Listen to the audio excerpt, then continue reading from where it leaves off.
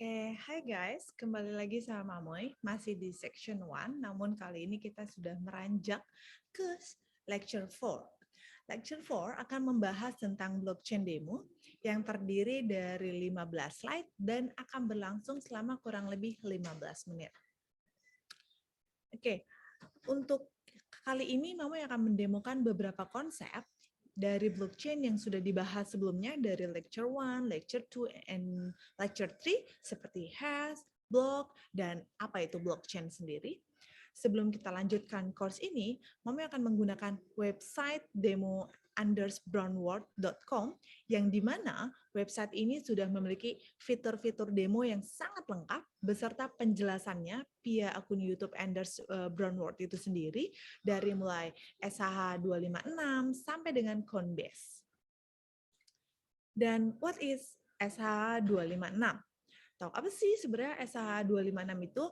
Selanjutnya kita mulai ingin mengetahui terlebih dahulu sebenarnya SHH 256 seperti apa dan bagaimana. Mudahnya, hash itu adalah sebuah angka random seperti di lecture 3 yang pernah Mamoy sampaikan, terdiri dari huruf maupun angka random sekali yang terbentuk dari sebuah data yang kita simpan dan menjadi kunci dari data yang kita buat. Ibaratnya seperti sebuah sidik jari ya, fingerprint yang memiliki pola dan garis sangat unik dan hanya itu yang punya gitu. Yang berbeda-beda yang bisa kita gunakan untuk mengunci data atau smartphone kita dengan sidik jari yang kita punya dan menjadikannya lebih aman. Karena setiap data itu berbeda-beda hash-nya. Dan SHH 256 kita akan mendemokannya seperti pada contoh berikut ini. Ini merupakan contoh dari SHH 256. Mudah, kita akan demokan dengan menggunakan blockchain demo. Di sini kita akan mencoba menginput sebuah kata atau sebuah kalimat yang akan disimpan dan dibuat hash-nya. Mamoy akan mengetikkan nama Mamoy, M-A-M-O-I, dan bisa dilihat hasil dari inputan nama Mamoy itu memiliki hash. Ya, hash-nya sangat unik, pastinya akan berbeda dengan nama inputan lainnya. Misalnya nama inputan Nuke, nama inputan Adam, atau nama inputan Ray, itu pasti akan berbeda hash-nya dengan nama inputan Mamoy. Dan dari hash ini, jika kita mengetikkan nama yang sama dengan format yang sama, hasil hash-nya akan sama persis. Tapi, jika mengetikkan dengan konsep yang berbeda, berubah satu huruf saja, itu pasti hash-nya juga akan berubah juga. Misalnya, Mamoy tapi pakai Y, bukan pakai I. Itu pasti hash-nya akan berbeda dengan Mamoy yang pakai I. Oke? Dan selanjutnya, what is block? Bersinergi dengan lecture 3 sebelumnya tentang blockchain, block and chain, kita akan mengetahui lebih detail lagi sebuah blok akan mewakili isi informasi dari masa sekarang, berarti saat ini ya, terbaru, masa lalu, ya, dan juga masa depan. Sehingga ada 3 part, masa lalu, masa sekarang, dan juga masa depan. Setiap kali satu blok selesai, itu menjadi bagian dari masa lalu dan memberi jalan blok baru dari blockchain. Blok selesai adalah catatan permanen transaksi yang di masa lalu dan transaksi baru dicatat di yang sekarang. Secara sederhananya, sebuah blok pada blockchain diibaratkan sebuah halaman pada sebuah buku transaksi. Saat catatan pada halaman tersebut selesai, maka akan tersimpan secara permanen dan membuka jalan baru atau halaman barunya, ya. And this one is a block. Sebelum lanjut, mungkin kalian penasaran nih dengan 2 section baru ini, yaitu tentang block dan juga nonce. Nah, section block ini ibaratnya halaman pada buku, ya, block, ya, #1 seperti itu. Itu seperti halaman pada buku. Jadi di sini artinya menggambarkan bahwa ini blok ke-1 dan kedua, seterusnya hingga terhingga gitu ya. Dan untuk section nonce-nya, contohnya seperti di sini adalah 72608 seperti itu, sangat penting. Nantinya pada proses pembentukan hash yang valid, Mamoy akan jelaskan lebih detailnya lagi tentang apa itu nonce, lalu ada data. Nah, ini adalah data yang kita simpan pada blok. So, selanjutnya adalah block demo.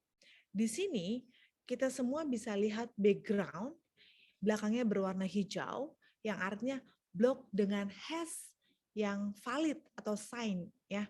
Nah, jika kalian coba ubah salah satu fieldnya, maka nanti backgroundnya berubah menjadi merah ya, tapi di sini nampaknya agak pink ya. Artinya blok tersebut tidak valid. Blok yang valid di sini ditandai dengan hash unik berawalan 0000 ya, nolnya 4 kali. Lalu bagaimana agar bloknya valid? Kita bisa ubah nilai pada field nonce mulai dari 1 sampai seterusnya agar blok ini valid. Pastinya proses ini memakan waktu yang sangat lama. Nah, inilah fungsi dari tombol mine yang nantinya akan memulai proses mining dengan cara menambahkan nilai nonce satu persatu sampai menemukan nilai nonce yang sesuai agar bloknya valid. Ya. Jadi nonce di sini merupakan variabel yang penting pada blok untuk proses validasi blok. Saat sebuah blok sudah valid, maka blok tersebut dapat dimasukkan ke rantai blockchain sehingga transparan untuk seluruh orang bisa melihatnya. And then what is blockchain? Setelah kita mengerti tentang apa itu hash dari SHA-256 dan apa itu sebuah blok, maka kita akan lanjut ke yang namanya what is blockchain. Jika kita pikir menggunakan logika, blockchain ini adalah sebuah kumpulan blok ya yang terurut menjadi satu membentuk chain atau membentuk sebuah rantai infinity seperti itu, rantai data yang memiliki hash masing-masing berurut mulai dari blok pertamanya hingga seterusnya. Setiap blok memiliki hash yang berbeda. Dan berikutnya kita akan melakukan blockchain demo.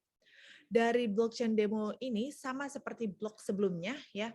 Yang jadi perbedaan di sini adalah section previous yang merupakan hash dari blok sebelumnya. Misal pada blok 2 ini isi section previous-nya merupakan hash dari blok 1. Oke? Kalau misalnya di sini yang ditampilkan adalah blok 3, maka di bagian previous-nya adalah hash dari blok 2. Oke? Dan selanjutnya kita akan melakukan blockchain demo juga. Pada blockchain ini, blok yang sudah valid terhubung satu sama lainnya. Jika blok 1 ini berubah dan tidak valid, maka blok 2 sampai blok terakhir dan seterusnya itu menjadi tidak valid juga. Oke, kenapa? Karena pembentukan hash pada blok 2 membutuhkan hash blok 1. Begitupun jika kita ingin membentuk blok 3, maka kita membutuhkan hash dari blok 2. Jadi kalau misalnya diubah di 1, maka 2 dan seterusnya pasti akan berubah. Begitu juga hash pada blok 3 ya, sama sampai akhir. Kita bisa saja melakukan proses mining ulang agar blockchain menjadi valid, tetapi itu akan memakan waktu yang sangat lama pastinya, karena harus melakukan proses mining dari blok 1 lagi, blok 2, sampai seterusnya hingga kita menemukan hal yang valid. Maka dari itu, blockchain ini tahan terhadap perubahan data yang tidak diinginkan, karena untuk mengubah datanya pada blok tertentu harus mengubah blok yang lain juga agar blockchain tersebut menjadi valid. Selanjutnya, tentang distributed blockchain. Sebelumnya kita tahu bahwa blockchain merupakan rangkaian blok yang terhubung satu sama lain ya hingga membentuk chain atau rantai. Dan pada distributed blockchain ini, semua rangkaian blok atau blockchain sebelumnya tersebar di banyak jaringan atau node. Dengan begitu, data pada blockchain akan semakin sulit untuk diubah. Karena setiap node-nya ya, setiap titiknya, setiap poinnya, itu akan membandingkan blockchain yang satunya dengan yang lainnya. Kalau yang sebelumnya hanya blok, blok, dan blok, tapi kalau di distributed blockchain, itu membutuhkan blockchain, blockchain, blockchain, ya, atau beberapa titik node. Kemudian ada distributed blockchain demo. Sama seperti blockchain sebelumnya, yang menjadi perbedaan di sini adalah blockchain tersebar di banyak node. Peer A, B, and C, ya, berbeda-beda. untuk menguji bahwa blockchain pada suatu node valid atau tidak valid bisa dilakukan dengan cara membandingkan blockchain pada node tersebut dan dengan node yang lainnya.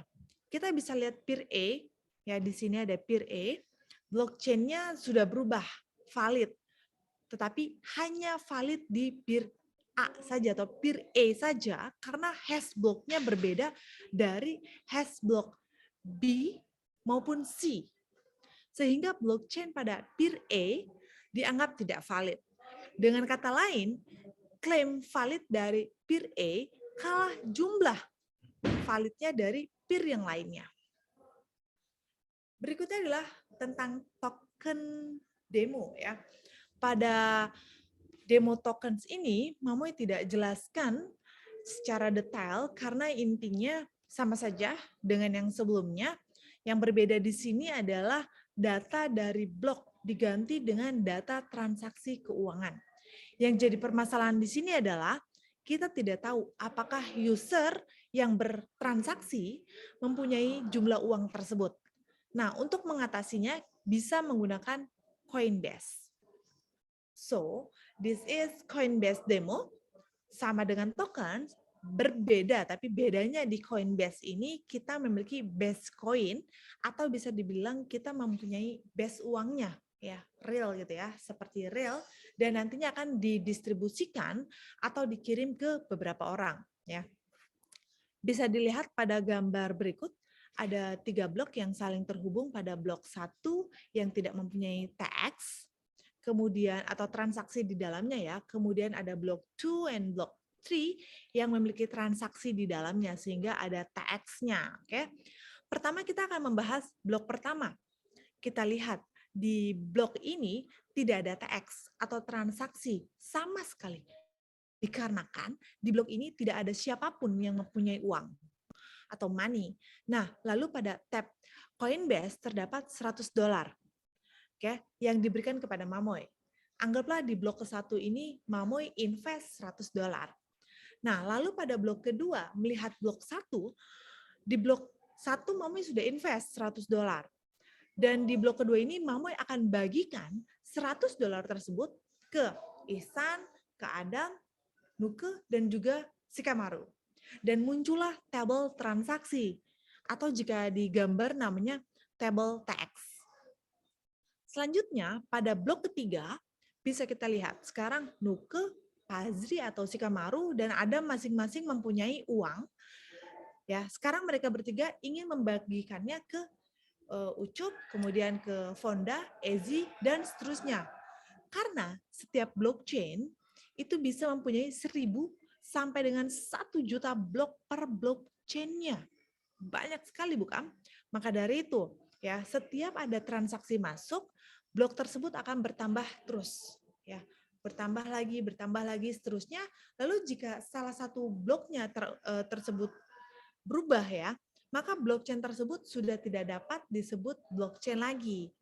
Karena hubungan hash per bloknya sudah putus, ya, isinya berubah, sudah beda lagi. Oleh karena itu, dari sebuah file yang sudah terenkripsi dan mempunyai hash, file tersebut tidak bisa dipalsukan identitasnya, kemudian juga karena kode hashnya tidak akan sama hasilnya jika terus di-regenerate. So guys, this is about lecture 4, masih di section 1. Thank you for watching. Kita akan ketemu lagi di next lecture. Bye!